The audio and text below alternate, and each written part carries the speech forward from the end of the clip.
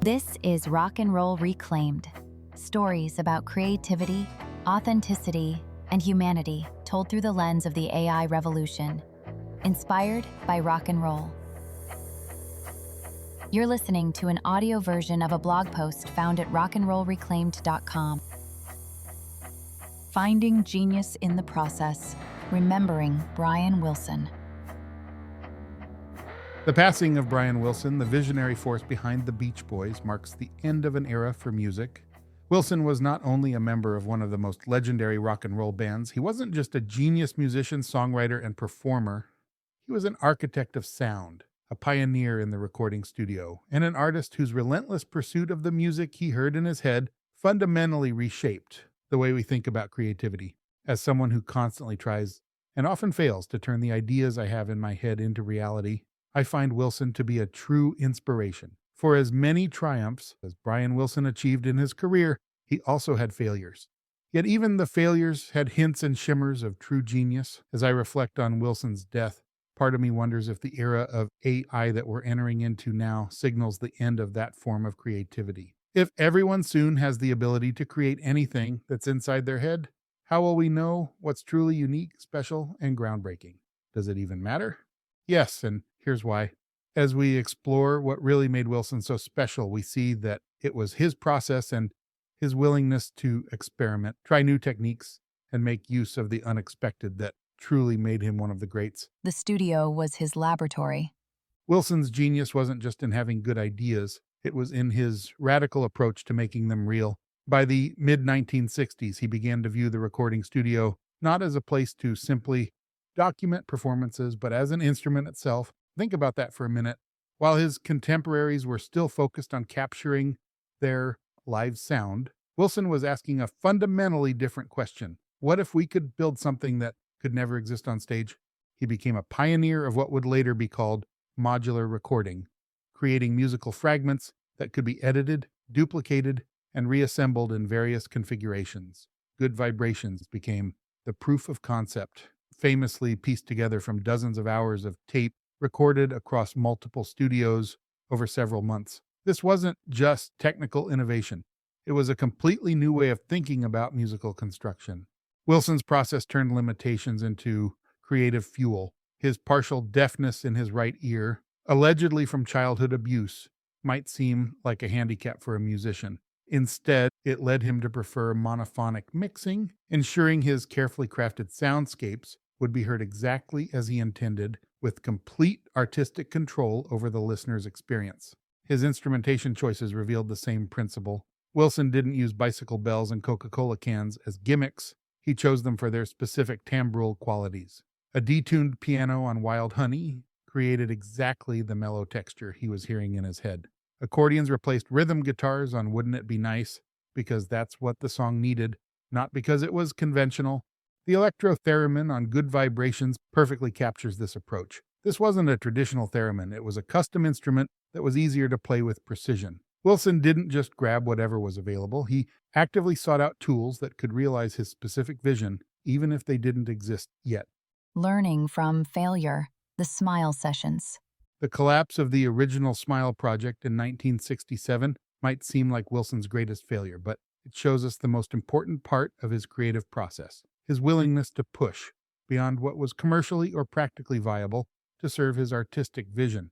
Collaborating with lyricist Van Dyke Parks, Wilson conceived Smile as a whimsical, sprawling song cycle that aimed to be a journey through America's history and psyche. The ambition was staggering, the methods unprecedented. The recording process was becoming increasingly experimental and abstract. Wilson famously had a sandbox installed in his home studio and wore a fire helmet while recording fire-themed sections to evoke the right mood. Mike Love found Parks's lyrics weird and worried about commercial appeal. The band was struggling to perform these complex arrangements live. Wilson's mental health was deteriorating under the pressure of his own ambitions. It never really panned out. Yet, Smile's influence became immense in time. Its fragmented release through bootlegs and later Beach Boys albums allowed its radical concepts to be absorbed gradually by other musicians. The album's status as the great lost masterpiece amplified rather than diminished its impact. This teaches us something vital about creative process. Sometimes the attempt is more important then the completion. Wilson's willingness to push beyond what was commercially or practically viable in service of his artistic vision created a permission structure for future artists, showing them what was possible even when it wasn't immediately achievable. Why the process matters more. We're entering an era where the technical barriers to creation are disappearing rapidly. Soon, anyone might be able to generate professional quality music, images, or writing from a simple prompt. That's staggering and amazing, but also terrifying. Looking at it through the lens of Brian Wilson's legacy suggests that this misses the point. Wilson's genius wasn't in his access to great tools. Case in point, the Wrecking Crew, an elite collection of Los Angeles-based session musicians. I highly recommend the 2008 documentary of the same name. They were highly sought after and available to many other music producers, and yet Wilson used them to achieve more. The electrotheremin existed and was available to others, and yet Wilson used it to take good vibrations to another place.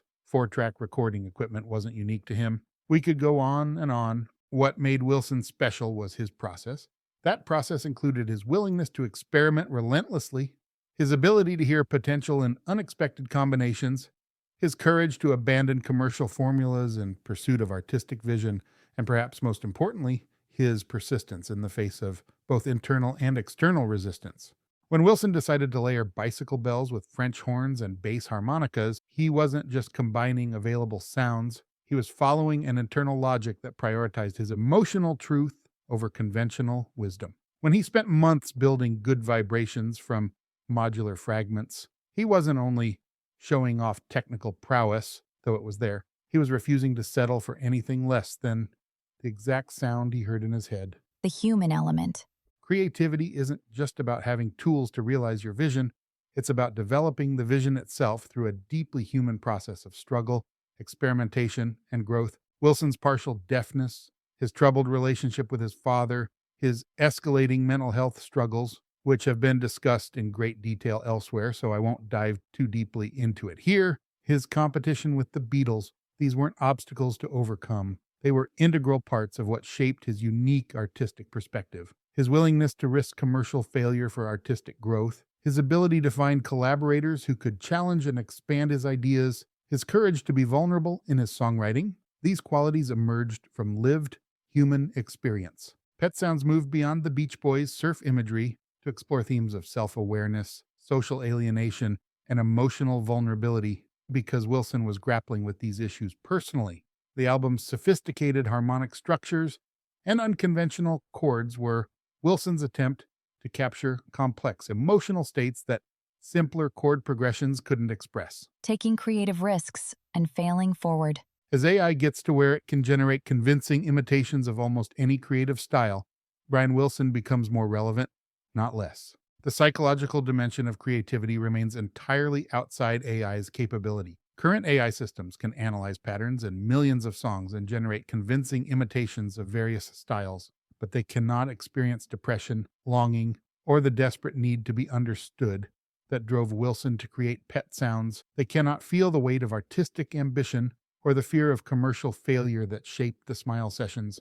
The question isn't whether we'll be able to create what we imagine. The question is whether we'll have the courage to imagine something truly new that uses the tools we have at our disposal. Wilson's legacy isn't just in the specific sounds he created, but in the permission structure he established for future artists. He proved that popular music could be both commercially viable and artistically ambitious, and that audiences would accept radical experimentation when it served the song and the storytelling. Optimism for the future of creativity. Going forward, I think that the creators who matter, whether they're musicians or visual artists or writers or digital creators, won't be those with the best prompts or the most sophisticated tools. They'll be the ones with Wilson's willingness to push beyond the safe and conventional, to risk failure in pursuit of something authentic, and to trust their inner vision even when the world doesn't immediately understand it. Some of them, many of them, will use AI to get there, not as a creative replacement, but as a creative enablement. Brian Wilson didn't just make great music, he showed us what it looks like to refuse to settle for anything less than the sound in your head, no matter how impossible it might seem. In an age of infinite creative possibilities, that lesson has never been more important. Talent is one thing. Brian Wilson had so much of that, but I think the genius was always in the process, the courage to experiment, the persistence to iterate, and the wisdom to know when you've captured something true. Those qualities remain uniquely, irreplaceably human. AI was used to support and empower the creation of this story, but the thoughts and ideas expressed within are authentically human-created and directed. For more, visit rockandrollreclaimed.com. Be sure to follow us on LinkedIn and Blue Sky, or subscribe in your favorite podcast app. Thanks for listening.